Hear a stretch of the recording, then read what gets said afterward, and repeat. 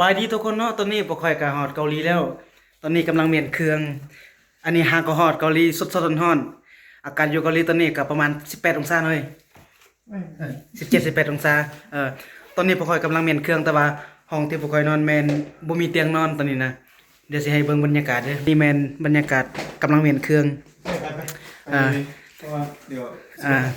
ต่อไปแม่นเฮาสิไปกินข้าวเนาะไปกินข้าวเพราะว่าอาจารย์แล้วก็พาวเนี่ยตรงมาไว้ตรงโอเคไปลงไปกินเขาใส่สามเนี่ยออกไปเลยเพราะว่าย่านมันเป็นโฮมสเตย์โคตรงามเลย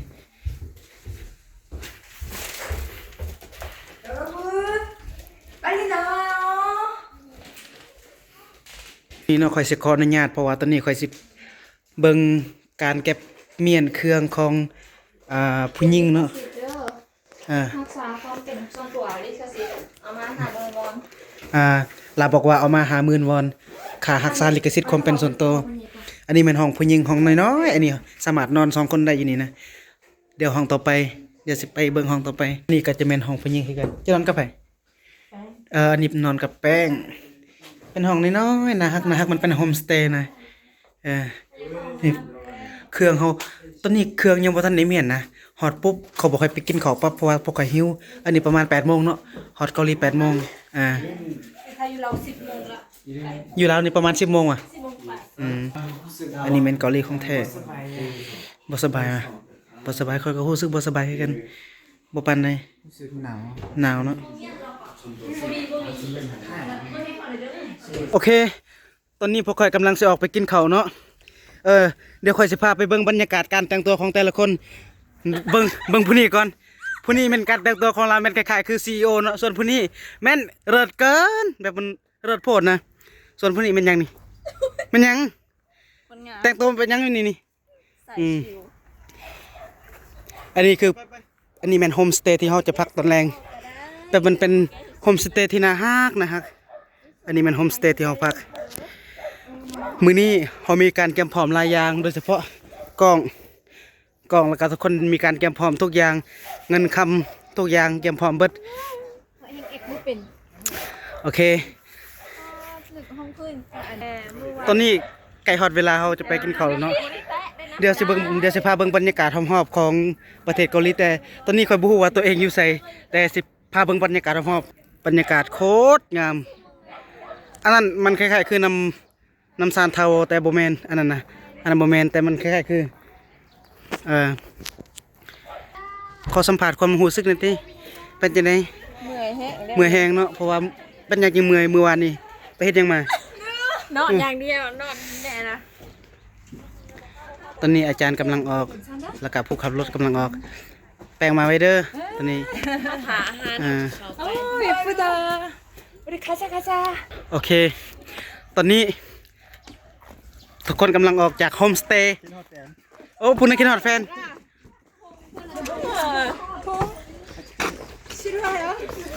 เป็นไข้แล้วตรงหูซึกเป็นไข่อาจารย์เราว่าเราเป็นไข่อากาศอาจจะดีสุดดีมันเป็นไหนโอเคตอนนี้กำลังขึ้นรถเลยเย่ไฟฟ้าไฟฟ้า여기다 내려놔버려 진진아 감독 비스 ไปไหนขึ้นในเขานั่งลัง3 คนจะบังคมกับพาวนี่ทรายเกิบโอ้สภาพเฮีย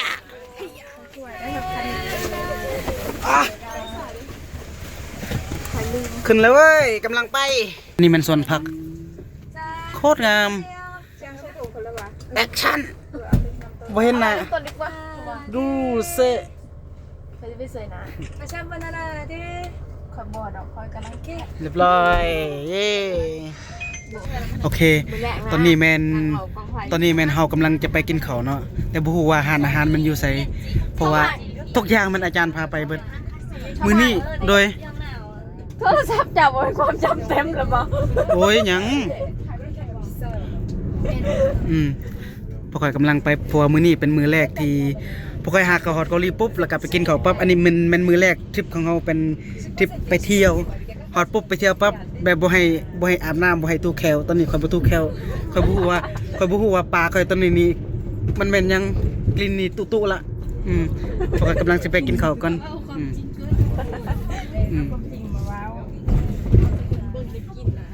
ข่อยอยากให้ทุกคนเบิ่งบรรยากาศนะโอ้ขนาดเนาะบรรยากาศมันงามอันนี้แหละสาเหตุที่ข่อยอยากอยู่เกาหลีนะคนอื่นเขาเมารถแต่ข่อยนี่เมาความเจริญคั่นนะแม่นนะแม่นแท้ สมัครดอกกุหลาบเขาปลูกดอกกุหลาบนี่นะเข้ากันเลยสิมาถ่ายสีกับ สภาพของคนเป็นไข้บ่มันเป็นไข้ติแค่รู้สึกเป็นไข้ติเอ้ยจะเป็นไข้จะรู้สึกซื่อๆเป็นไข้แล้วน้องเสือนี่เนาะแต่ที่จะน้องเสือกล้ามนี่ 한국 사람들 못 알아먹어. 한국 사람들 몰라. 그냥 해버려. ท่านมันโบสถ์อันนั้นมันโบสถ์เกาหลีเป็นโบสถ์ใหญ่อยู่เมืองนี่เป็นโบสถ์ที่ใหญ่ป่าที่เจ้าโบสถ์โคตรใหญ่อันนี้เป็นโบสถ์คริสเตียน 아 내가 บรรยากาศตอนเช้าประมาณ 9:00 น 가능성. แดดมากพอชอบ โอ้มันก็บ่ได้ร้อนนะรู้สึกว่ามันอุ่น บ่หอนวะนะต้องนี่คือสิ ๆตาลงโอเคลงตอนนี้กำลังลง 여기는 내 아내. 네. 네. 저는 여기 교회 이명규 목사님이고요. นี่ 한현숙 사모님. เสียประกาศมีนะ 반가워요. 자, 다음 들어오세요.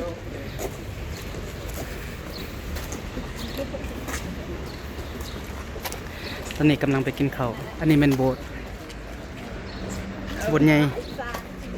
ไปขึ้น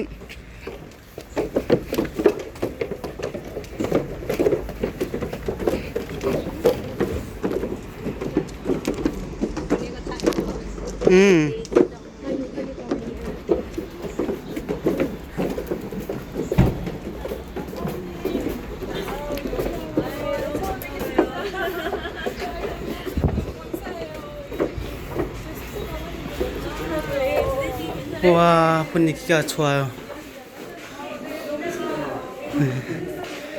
와 분위기가 쭉 좋습니다. 한번 들러볼게요. 여기는 자기 교회 로비로 이제 주일날에는 카페로도 쓰고 같이 이제. 알죠? 다 알아들었지? 네. 그러니까 다른 통역 안 해도 좋은데요. 자, 한번. 고개만 뜯어버리고 있는 건 아닌지 모르겠네. 그러니까 자 여기는 이제 수혜비실 여기 한번 보세요. 이렇게 한번 깜빡입니다.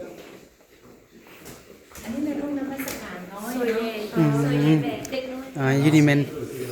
유니맨 ห้องนมัสการนี่ห้องนมัสการอันนี้มันเป็นโบสถ์อ๋อแสดงว่าอยู่ในห้องนมัสการเล็กน้อยเนาะ 여기 그 우리 그 어린이들 위해서 이렇게 기구가 있어요. 그래서 여기서도 많이 애들이 놀고 네. 어린이집에서는 이제 우리 소예비실로 이런 공간이 하나 있어요. 정글짐이라고 그러죠. 정글짐. ตอนนี้ไปชั้น2ไปเบิ่งอยู่ชั้น2ชั้น2สิแม่นห้องนมัสการใหญ่เนาะห้องนมัสการผู้ใหญ่ส่วนตัวนี้แม่นห้องนมัสการเล็กน้อยตอนนี้เรากำลังจะไปเบิ่งชั้น2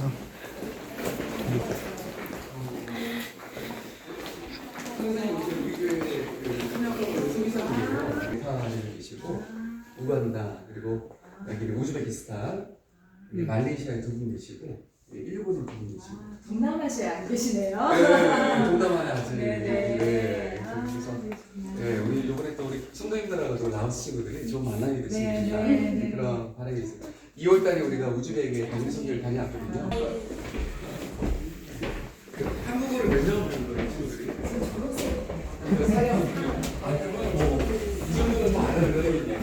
อันนี้มันเขากำลังจะขึ้นชั้น2เพื่อจะไปเบิ่งห้องนมัสการอยู่ชั้น2 แค่ทางเข้าก็มูแล้ว แม่นแล้วเนาะโดยรวมแล้วอยู่นี่แม่นโบสถ์นมัสการอันนี้แม่นโบสถ์ของคนคริสเตียน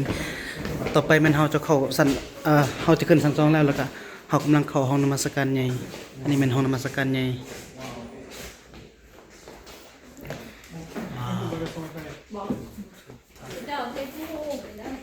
อันนี้เป็นห้องนมัสการใหญ่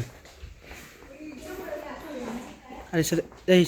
อันนี้มันห้องนมัสการรวมเนาะว้าวโอ้มี2ชั้นนมัสการรวมมี2ชั้น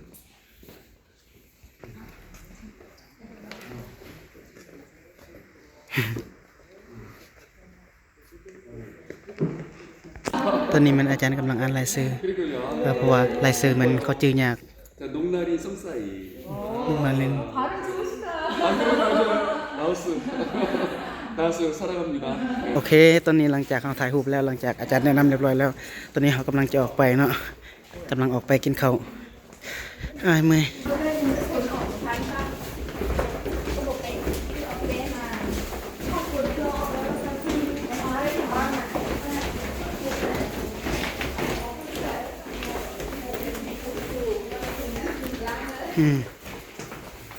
자, 우리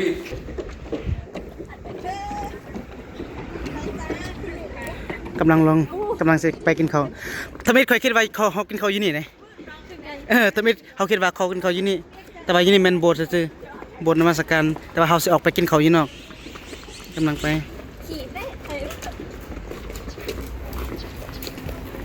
네, 잘했어요. 정말 잘했어요. 대변해주고 있네. 피곤해요. โอเค ตอนนี้ครับฮอดหาอาหารแล้วกำลังลงคำสามินะตอนนี้กำลังเข้าหาอาหารเนี่ยอันยองเซโยเนี่ยอันยองเซโย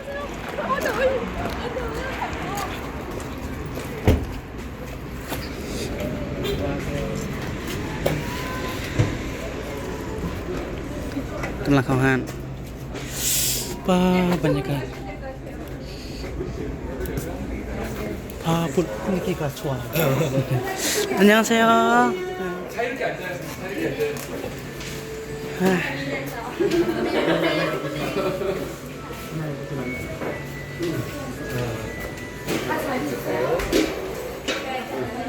사바이기 너무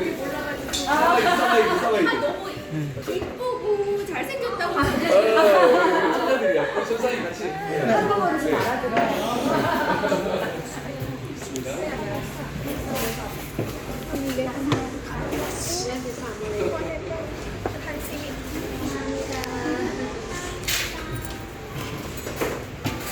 อาหารแพงอยู่เด้ออาหาร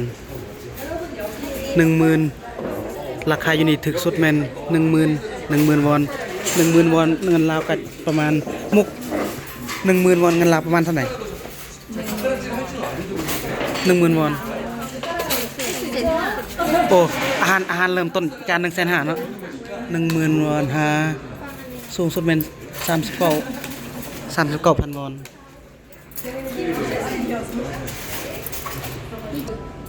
โอเค ตอนนี้เนาะเขาทานอาหารเนาะตอนนี้เขากำลังสั่งอาหารตอนนี้หาทางเลยนะด้วยสตางค์เลิศไหมเก็บไปกินอาหารแล้วหลังจากที่หิวโหยมานานตอนอยู่เครื่องบินนะหิวเขา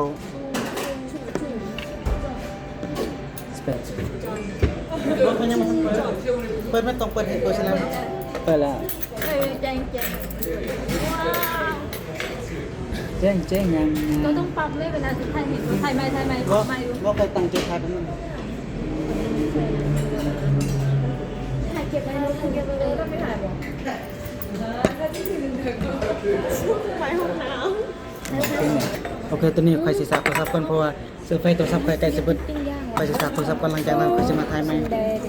ซักโทรศัพท์ก่อนบ๊ายบาย